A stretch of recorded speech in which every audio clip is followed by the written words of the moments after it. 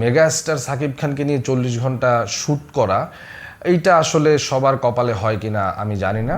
এমনও হয়েছে যে ভাইয়া তো টানা আমরা হচ্ছে ক্যামেরা ওপেন রেখেছি 40 আওয়ার্স, 40 ঘন্টা আমরা ক্যামেরা ওপেন রেখেছি এবং 40 ঘন্টা ক্যামেরার সামনে কিন্তু উনি ছিলেন।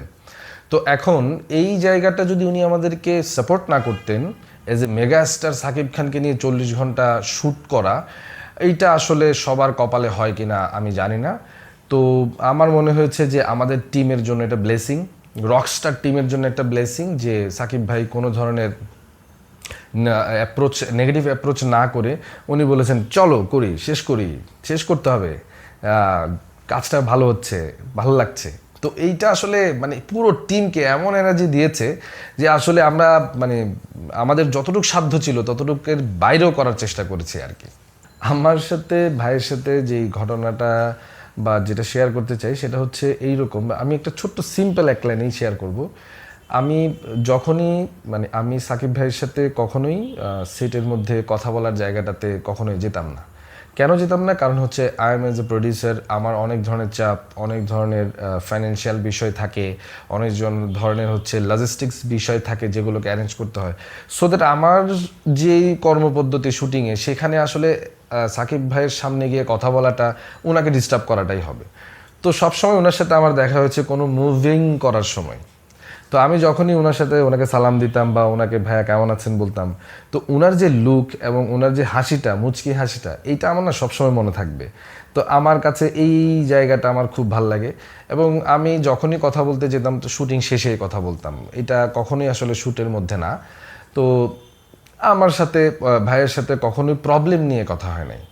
কথা হয়েছে যে আসলে প্রবলেম সলভ করার পরে ওকে ফাইন, এটাকে কিভাবে আরও রিচ করা যায় এই জায়গাটাতে। তো আমার একটা পার্টিকুলার মোমেন্ট সবসময় মনে থাকবে, ভাইয়া কেমন আছেন আমি যখন বলতাম, ভাইয়ার হাসিটা আমার খুব ভালো লাগে, মানে ভাল লাগে এবং ওনার ওই হাসিটা এবং ওই লুকটা আমার সারা জীবন মনে থাকবে। দেখেন, বিকল্প বা অন্য কেউ এই বিষয়টা আসলে এখানে আসারই কোনো অপশন নেই বা কোনো জায়গা নেই। কেন আমি বলছি যে পুরো পৃথিবীতে অনেক ধরনের রকস্টার নামে সিনেমা বলেন, রকস্টার ক্যারেক্টার অনেকেই প্লে করেছে, যার যার জায়গা থেকে সে তার বেস্ট প্লেটা করার ট্রাই করেছে। বাট আমার কাছে আমাদের রকস্টারের যেই গল্প বা আমাদের রকস্টারের যেই ভিজুয়াল প্যাটার্ন বা এক্সিকিউশন প্যাটার্ন, এইখানে আসলে সাকিব ভাই ছাড়া, সাকিব খান ছাড়া অন্য কারো কোনো আসলে এক্সিস্টেন্সই নেই আর কি এই চরিত্রে। তো উনি কতটুকু কী করতে পেরেছে এটা বলারই আসলে আমার ধরেন বলার কোনো স্কোপের জায়গাতেই আমি নাই আর কি। মানে আমি এটা বলতে চাই না যে আসলে ভালো করেছে কি খারাপ করেছে, নট লাইক দ্যাট।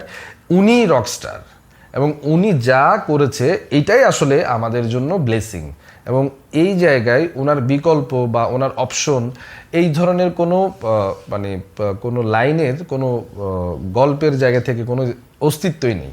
তো সাকিব ভাই ছাড়া এই গল্পটা করা আসলে, বা আমরা যেভাবে গল্পটাকে রিপ্রেজেন্ট করব আপনাদের সামনে, সেটা সাকিব ভাই ছাড়া সম্ভব না।